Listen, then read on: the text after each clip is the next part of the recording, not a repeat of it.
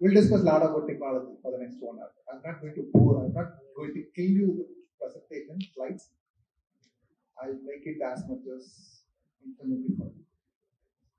So 2003 to 2017, I was in Chennai and Bangalore working for different IT companies, different roles. And 2017 to 2022, I was in UAE.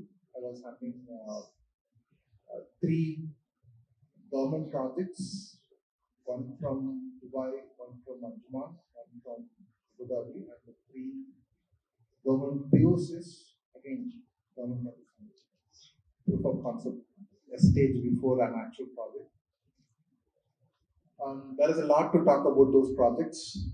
One is Roads and Transport Authority, Dubai. So in Dubai, they have like 7 different modes of transportation for public.